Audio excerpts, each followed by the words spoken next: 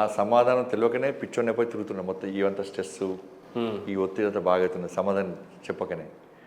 కానీ అధిష్టానం ఒక మంచి ఆలోచనతో నిర్ణయించుకుంటుంది ఏ పార్టీ అయినా కూడా. మా పార్టీ అయితే అధిష్టానం పిలిచి నేను అధ్యక్షుడిగా మారుస్తున్నాం అంటే ఇంకో మాట మాట్లాడకుండా కారణాలు అడగకుండా అధిష్టానం ఏదైతే నిర్ణయించుకుంటుందో దానికి శిరస వహించి నేను తప్పుకోవడం జరిగింది. కాబట్టి కారణం ఏదైనా ఉండొచ్చు, అధిష్టానం ఒక నిర్ణయించుకున్నది, దాని మీద మనం తప్పులు వెతికే ప్రయత్నం చేస్తే అది పార్టీ ధిక్కరణ అవుతుంది. కాబట్టి పార్టీ ఒక నిర్ణయించుకున్నది, అది మీరు మన జేపీ నడ్డా గారినో వారిని అడిగితే వారు ఖచ్చితంగా సంజయ్ గారు అది మీ మంచితనం అలా ఒప్పుకోవటం. కానీ మిమ్మల్ని నమ్ముకున్న కార్యకర్తలు ఎన్నోసార్లు జైలుకి వెళ్ళారు, ఎన్నోసార్లు అడ్డంగా నిలబడి పోరాడారు, ఎన్నోసార్లు ఇప్పటికి కూడా కేసులు తప్పియకుండా ఇప్పటికీ ఆ కేసులు బెయిల్ మీద తిరుగుతూనే ఉన్నారు, కోర్టుల చుట్టూ తిరుగుతూ ఉన్నారు. అలాంటి కార్యకర్తలు మీ పైన ఎన్నో ఆశలతో ఎదురు చూస్తూ ఉన్నారు. ఆ కార్యకర్తలకి మీరు ఇచ్చే భరోసా, వాళ్ళు ఎంతో అండగా చూసుకున్నారు మిమ్మల్ని అన్న అనే అంటారు ప్రతిసారి కూడా. అట్లాంటి వాళ్ళకి మీరు ఏం చెప్తారు అసలు? ఇప్పుడు ఆ కార్యకర్తల పరిస్థితి ఏంటి? మహేందర్ ప్రసాద్ మీరు అన్నది వాస్తవం, ఎందుకంటే కార్యకర్తలు చాలా ఇబ్బంది పడేది వాస్తవం. కానీ భారతీయ జనతా పార్టీ కార్యకర్తలు వాళ్ళకి మాకు ఇబ్బందులు కొత్త కాదు. మేము ఇన్ని రోజులు గెలిచి అధికారం రావాలని కోరుకోవడం, మేము ఓడిపోయి తకాంచిపోయి కొట్లాడి అధికారం రావాలనుకుంటున్నాం. మేము అధికారం మా కోసం కాదు, ప్రజల కోసం, ప్లస్ మా కార్యకర్తలకు న్యాయం జరుగుతుందని చెప్పి చాలామంది ఉమ్మడి ఆంధ్రప్రదేశ్ నుంచి ఇప్పటివరకు కూడా చాలామంది భారతీయ జనతా పార్టీ నాయకులు కార్యకర్తలు ఒక్కసారి ఈ ఆంధ్రప్రదేశ్లో అధికారం రావాలి, తెలంగాణ రాష్ట్రం ఏర్పడ్డ తర్వాత కూడా అరే ఒక్కసారి అధికారం రావాలి అని చెప్పి ఈ అధికారం వచ్చేటువంటి ఆ పరిస్థితిని కళ్ళారా చూడని చెప్పి చాలామంది ఎదురు చూశారు. కొంతమంది త్యాగం చేశారు, నక్సలైట్స్ చనిపోయారు, కొంతమంది అనారోగ్యంతో చనిపోయారు, కొంతమంది ఇప్పటికీ బెడ్సికై చూస్తున్నారు. నేను పాదయాత్ర చేస్తుంటే బైసాబ్ నేను 40 years నుంచి పార్టీ కోసం పనిచేస్తున్నా, ఈసారి పవర్లోకి వస్తాం.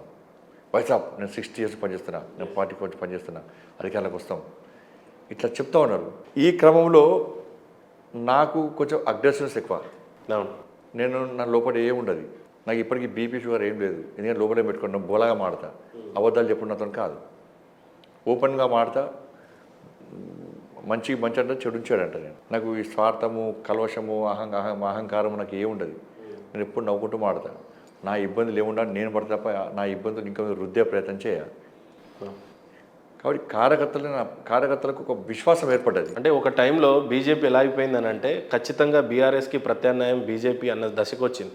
అప్పట్లో మేమే మా ఛానల్ అని ముక్త కంఠం మీద కాంగ్రెస్ కోమాలో ఉంది, ఢిల్లీలో లేదు, గలీలో లేదు అనే ప్రశ్నలు మేమే, కేవలం అది బీజేపీ మీరున్న టైంలో అంత బాగా వచ్చింది. అలాంటి ప్రక్రియలో ప్రత్యామ్నాయంగా మీరే మిమ్మల్ని చాలా పెద్ద వేదికలో సీఎం అని చెప్పి ముక్త కంఠాలతో మిమ్మల్ని సీఎం అని అదే కోపం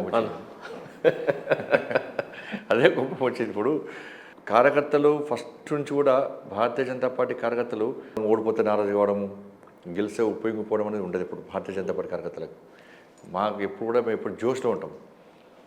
ప్లస్ మీ కాంగ్రెస్ పార్టీ గురించి మాట్లాడారు. కాంగ్రెస్ పార్టీ వాస్తవానికి 0 అయిపోయింది. ఇప్పుడు దుబ్బాకలో డిపాజిట్ రాలే, హైదరాబాద్ జిహెచ్ఎంసీలో 2 సీట్లు, హుజాబాద్లో డిపాజిట్ రాలే, మునుగోలులో డిపాజిట్ రాలే, ఎమ్మెల్సీ ఎన్నికల్లో క్యాండిడేటే లేడు. ఇలా వరంగల్ కార్పొరేషన్లో తెలిసి 1-2 ఉంటారు, కరీంనగర్ కార్పొరేషన్లో 0, నిజామాబాద్ కార్పొరేషన్లో 0. ఇవన్నీ కూడా ఎక్కడ కాంగ్రెస్ పార్టీ లేదు.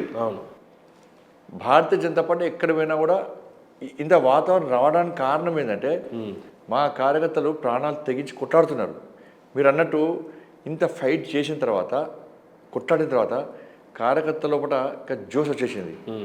ఇండోర్ కష్టపడ్డాం, ఈసారి బాగా కష్టపడదాం, అధికారులకు వస్తాం, ప్రజలకు న్యాయం చేయొచ్చు, డబుల్ సర్కార్ వస్తుంది అని చెప్పించి ఒక నమ్మకం, విశ్వాసం, అగ్రెసివ్ వచ్చారు. మీరు చెప్తున్నది ఇప్పటికి కూడా అన్ని జిల్లాలో ఒక్కొక్క కార్యకర్త మీద 10కి మించి కేసులు ఉన్నాయి.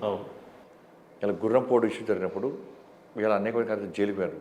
వినోద్ అని చెప్పి జనగాంకి సంబంధించి 19 years అబ్బాయి 30 days 40 days జైలుకు పోయాడు. పేరు కూడా గుర్తుంది మీకు, జనగాం. ఇట్లా చాలామంది కార్యకర్తలు జైలుకు పోయారు. సిరిసిల్లలో జైలుకు పోయారు.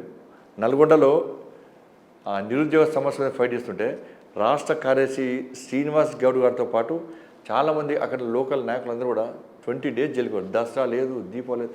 ఇవాళ మాకు ఇబ్బంది ఏమనిపిస్తుంది అంటే తెలంగాణ సమాజం ఇవాళ మమ్మల్ని ఎందుకు పట్టించుకోలేదో మాకు ఎందుకు ఓట్లేదో ఇప్పటికీ కన్ఫ్యూజన్ మాకు. ఎందుకంటే ఒక్కటి గుర్తుంచుకోవాలి అంటే మన వాస్తవాలు మాట్లాడుకుంటే ఇలా పోడు భూముల సమస్య మీద ఫస్ట్ ఫైట్ చేసింది మేము. మీరు నమ్మరు మహేంద్ర గారు, నా కళ్ళ నిలచిన ఆ రోజు నేను రాష్ట్ర అధ్యక్షుడు అయిన తర్వాత ఒక 4 స్టూడెంట్స్ ఈ గుర్రం పోడు సంబంధించి 2 పసిపిల్లలు తీసుకున్నారకు వచ్చారు. వాళ్ళ అమ్మమ్మ వాళ్ళ తాత తీసుకొని వచ్చి ఏమైంది ఎందుకు తీసుకొచ్చారు పార్టీ ఆఫీస్కి అంటే, సార్ చిన్న పాలు తాగుతారు సార్ వీళ్ళు, పాలు తాగే పిల్లలు, వీళ్ళ అమ్మ జైల్లో ఉన్నది. పరిస్థితి ఏంటి సార్, ఎన్ని రోజులు అంటే ఇప్పుడు 25 డేస్ సార్ గుర్తులేదు, 20 డేస్ కంటే ఎక్కువనే జైల్లో ఉన్నారు సార్. అక్కడ ఉన్నటువంటి ఎమ్మెల్యే దాడులు చేసింది సార్. వీళ్ళ భూములు గుంజుకున్నారు, సిమెంట్ ఫ్యాక్టరీ పెట్టడానికి భూములు గుంజుకున్నారు సార్. బీహార్ గుండాలు తీసుకొచ్చి పెట్టింది సార్. అక్కడ ఓ షెడ్ వేసుకొని పెద్ద పెద్ద కుక్కలను చాతుకుంటారు సార్. ఎవరైతే కుక్కలు బెదిరిస్తున్నారు సార్. వీళ్ళని కొట్టి వీళ్ళు ఏదో మీడియాకి చెప్తారు అని చెప్పి వీళ్ళందరూ రిమాండ్ చేసింది సార్ అని చెప్పినాక ఈ సంగతి అంతా చూడాలనుకున్నాం. బాధ అనిపించి తెల్లారే మొత్తం కార్యకర్తలు అందరూ పోయినాం. పోయి ఏం చేయాలో చేసినాం మేము.